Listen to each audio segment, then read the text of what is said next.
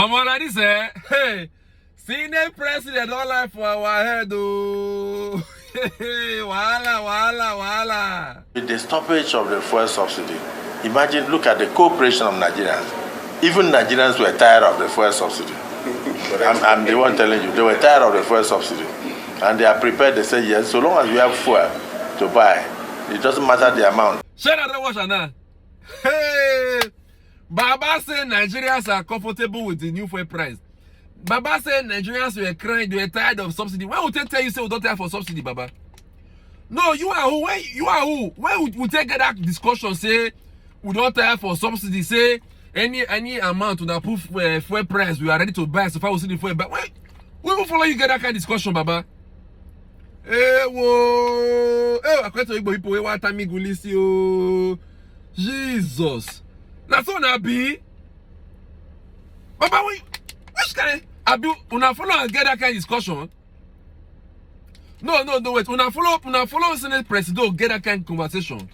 When we take get that kind of agreement, say, we are tired of fuel subsidy. Any price you put the fuel, we will buy. So far, you will see fuel to buy. So, one of the suffering now. Zukwa nuike. Wanna take a easy? Ha! Before that thing happen, for there can big. Now this Emiloko right hand man. Buy your nanuga be what my I don't know in himself like that. He just come out and say he say make Nigerians exercise patience, so say they are also feeling the heat and no, not they feel any heat because una will be a close part to Emiloko una get what they collect from your hand. Not be Senate people now so they don't give 70 billion. Una not they feel any heat. Una leave everything for our head. And now una una floor line supporters for the APC and the Agbado squad. Now they feel the heat because they not get connection to meet the real Emiloko for up. We go Versailles in 1 or 2. So now they with us.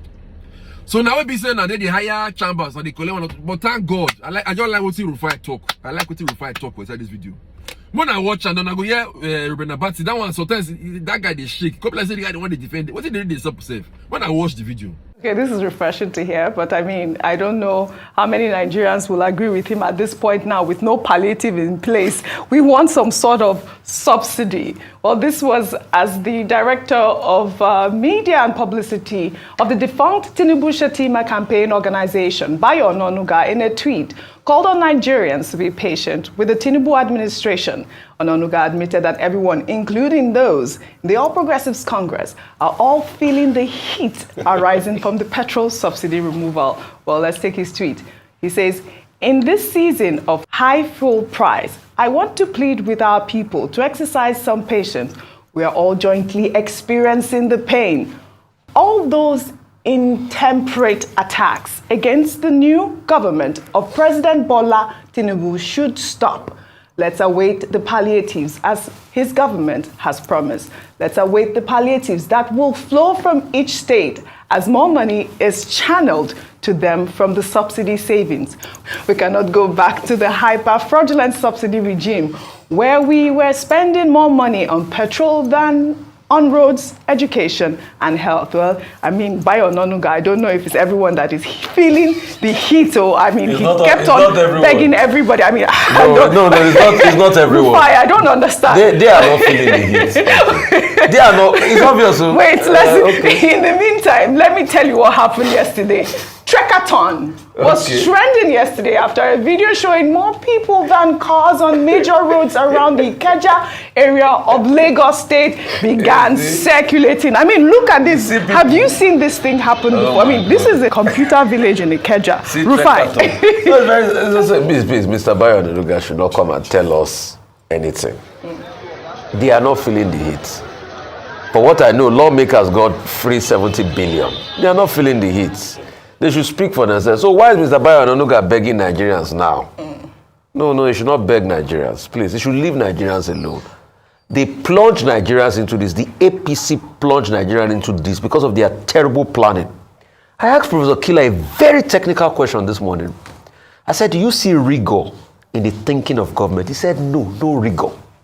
You know what that means? That's an indictment on government. You remove subsidy, no planning. There's no record. Even the 8,000 you announced, when people showed you how funny your thoughts were, you have to bring it back and say you are reviewing. Till date, they've not finished reviewing. The meetings you ought to have with Labour, the meeting have been stopped. Labour is upset. Everybody is upset. Now you are saying you are begging. What are you begging? You say you are going to hit the ground running. Hit it running. What we expected President Tinubu, and I keep saying, to have done is, if you knew you were going to remove subsidy on your inauguration speech, once you won the election, you will have started planning for it. At least have a template document. If you at least had that and you put it forward, now you are saying you are meeting with stakeholders. Why didn't you finish the meeting with stakeholders before you remove subsidy? So we've given ideas ad nauseam. But Mr. Bayo Onanuga should not beg. I think Mr. Bayo Onanuga should have begged the Igbos that he said that never should they put mouth in Lagos politics again. And when he said all of those things that people kicked against him, he said he had no apologies. So why is he begging now? Nigerians have a right to ventilate. It's democracy, isn't it? Or do you want an authoritarian government? No, it's democracy. So he should not beg. He has no locus to beg. People are suffering, and we want them to give us thinking. But let me give solutions, because we still need to talk solutions and move forward. It is time for President Tinubu to bring out his ministers. Let's even have an economic planning team. That is it. Go back to that meeting with NLC, so you are able to bring it out. Thirdly, the Senate president that is saying that Nigeria, he doesn't understand what people are going through. And he's not in the space to say they're going to increase salary. He's not government, he's not of the executive arm. So he can just talk for the sake of talking. But Nigerians are faced with all of these challenges. The meeting with Labour should continue in such a way that they should bring out a resolution as regards what will happen to minimum wage. And other plans that they've not been able to effectively implement, they should look at it. Right. And Nigerians are waiting. Nigerians want the government to think for solutions. Right. Not telling us, beg. No. Mr. Bayo Onanuga should have begged when he said very incriminating things against a specific group of people after the elections, which are also part of the economic heartland in Lagos. And please, part of the solutions too. Where is the train in Lagos? We talked about that. No, where is the train? Maybe they say they launched a train there. When is it going to start? At least maybe if that one starts, it will cushion the effect in Lagos. We talked about that. But you know that Rufai, the president, met with Vice President Kashim Shettima and Senate President Godswill Akpabio and some, other state governors as part of efforts to discuss the, continued palliative conversations. Governor of Lagos State was in attendance, Imo State Governor, as well as, Dakmo Abiodun. Rufai asked that question, what are these state governors doing? This is what they should be talking about when I hope this is what they talked about when they met with the president, especially in Lagos. We live in Lagos. What's happening? What's happening with the train? Rufai asked that question. Thank you. In the earlier stories, you had highlighted that the governor of Bayelsa State had also provided a bus palliative. On the show, we talked about the governor of Borno State as well, who have, in their own way, responded at least immediately to the needs of their people. But there's a deafening silence from Lagos State, which is the commercial capital of the country, where they have their internally generated revenue is the highest in the country. Why is Governor Babajide Sanwo-Olu not saying anything? We saw the computer village videos. This has hit Lagosians and hit businesses in Lagos State, which is responsible for the taxes that the government looks to help to show up IGR. Why is the governor not saying anything? So it's one thing to go to Abuja to have meetings, which is good. We hope that the president would engage with, subnationals. But beyond that, the states can do something. It's often been said that there's so much attention on the federal, on the center, that we ignore the chief executive of state and what they are doing in terms of palliatives. Has he met with business owners? Has he felt the pulses of SMEs in Lagos State? Does he understand the reality and the sufferings of the people in Lagos State? And what is his immediate response? He doesn't have to wait for the president before he acts. Absolutely. Dr. Bati. Okay, a couple of things. Number one, Mr. Bayo Onanuga saying people should be patient and that we are all in this together. Well, indeed, we are all in this together. Because even when you are in government, you are part of it. Everything has gone up. Everything has doubled. We all feel the pain. President Tinubu says it's like childbirth pain. And he says he's going to provide palliatives to minimize our suffering. So when Mr. Bayo Onanuga says people should be patient, the palliatives should come, he's not saying anything extraordinary or strange.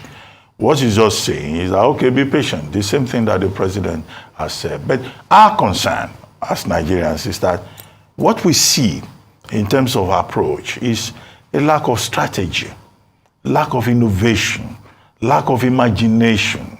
Shouldn't the palliatives have come first? Shouldn't the strategy have been properly defined first before we have this? The government must take responsibility for the poor implementation of policy. The government must step up its efforts. The childbirth pain that President Tinubu has identified and that Mr. Onanuga is echoing, yes, what will be provided, to reduce the pain that the people have been going through? And this point needs to be made. And it is as follows, that the period of campaign is over. It's no longer time for politicking, campaign period talk. It's now time for governance. And that probably explains the shift in Mr. Bayo Onanuga's tone. That, look, it's time for governance, and it affects all of us. We have to govern this country and move forward. Well, some people may disagree with what he says, but he talks about intemperate attacks on President Bola Tinubu. Well, you can react one way or the other, but this is the way in which, this is the situation in which we have found ourselves. So as a citizen, not talking as a partisan spokesperson now, I don't see what is wrong with what he has said. As for Godswill Akpabio, well, Godswill Akpabio was visited by Governor Oyebanji of Ekiti State. I'm sure many people will visit him. After all, the Senate Majority Leader, Bamidele Okpeyemi, Senator, comes from Ekiti State. And you also have in that same place the spokesperson of the Senate, Yemi Adaramodu. He comes from Ekiti State. And then I think you have, Cyril, yes, who is also from Ekiti State. So the governor went there and said, look, the people of Ekiti State, they are behind you. And the Senate president, of course, reciprocated and said, oh, the people of Ekiti State, the land of knowledge, they are making significant contribution to the Senate. So it's some diplomatic talk there. I don't see what is wrong with that. But what I find curious is that cap on the head of Senate President Godswill Akpabio, the interlocking chain, the Mobius strip, using that as a symbol to show his commitment to the president. And we keep making the point, we don't want a National Assembly where the chairman of the Assembly and the Speaker of the House of Reps, think that they have a place in the boys' quarters of Aso Rock, and that the National Assembly is an extension. So this is the problem, because he didn't just put that cap on. He did it deliberately. It's the Emilokon cap. I hope also that now that the National Assembly is involved in the discussion about the palliatives, that the chairman of the National Assembly will go there and make solid contributions, not to go there and be Emilokoyin all over the place. And anything that the president says, he will say, yes, Mr. President, you are right. No, Mr. President. Your Lordship, sir. I got you there. Does he not? Well, all right. Anyway, but I've made my point. Yes, psychophancy should have its limits. The National Assembly should know that they have a job to do, not by using fashion, and attitude to send, a message about their loyalty. We are not interested in their loyalty. The loyalty that we are interested in is loyalty to the Nigerian people and the objective of good governance, which I say should be the focus.